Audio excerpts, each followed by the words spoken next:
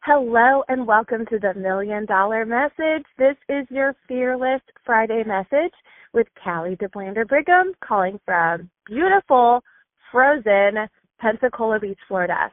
Okay, first of all, I also want to apologize. I was supposed to have a fill-in for today, but it fell through. So here I am leaving you a little bit of a later message. But goodness gracious, did you guys see what happened all along the Gulf Coast?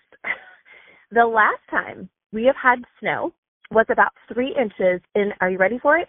1895. We've had some icy rain and some things like that, but maybe a few flakes. 1895 was the last time we had 3 inches. Gang, we had 10 inches of snow. I'm actually driving right now, and there is still snow all along the roadways. The interstate from Mobile, Alabama to Tallahassee, Florida, 300 miles of interstate has been closed. 10 inches of snow. Kids have not had school, sledding down sand dunes. Who would have ever thought? Making snowmen.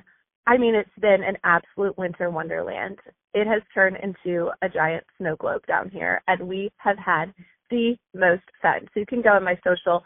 I had a ton of stories, but I have some of the highlights shared in a couple of posts where you can see what it looks like to take boogie boards instead of snowboards and to have the most amazing wild adventure. Okay, so back to business.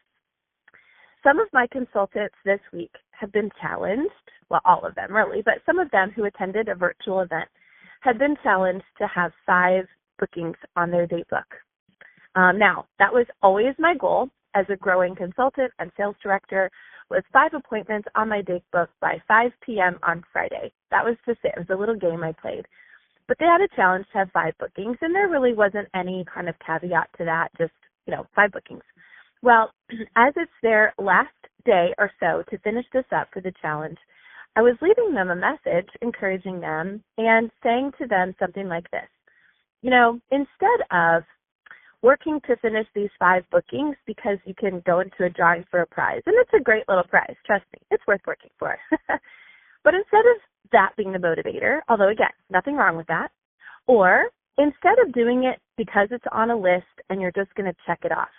Because sometimes, and last week I was talking about the difference between being busy and being productive. But sometimes we do that and we're just going through the motions, and maybe we're getting the easy pickings, the low-hanging fruit, the people that we've already booked in the past, or the person that had said yes and you just never followed up with them, and let me go ahead and get them. Or, I guess I'll just book my mom again, or whatever, just so that I can say that I did it and check it off.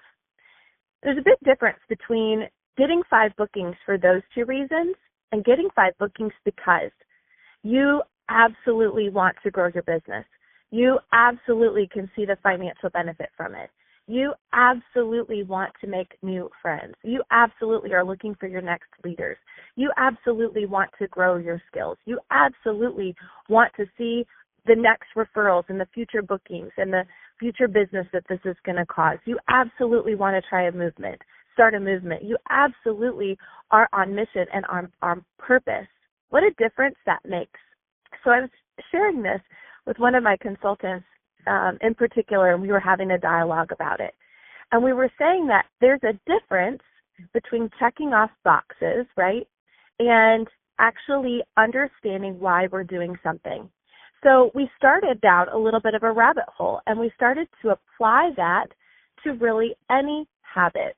And I just want to tell you where our conversation ended, because I want to encourage you today. I do want you to get 5 bookings or more, 5, 10, 15, 20 or more.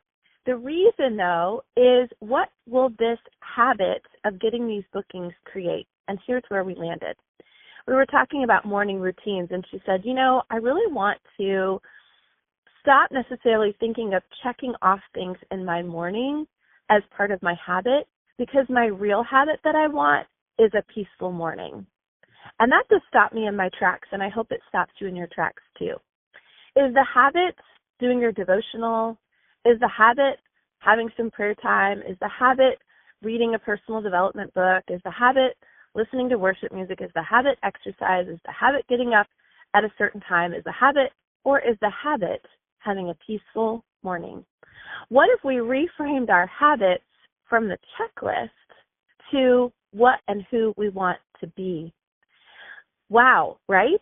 So instead of a habit of, I have 5 bookings on my date book by 5 p.m. every Friday, I have a habit of having a future of growth and excellence and purpose in my business by the close of day on Fridays.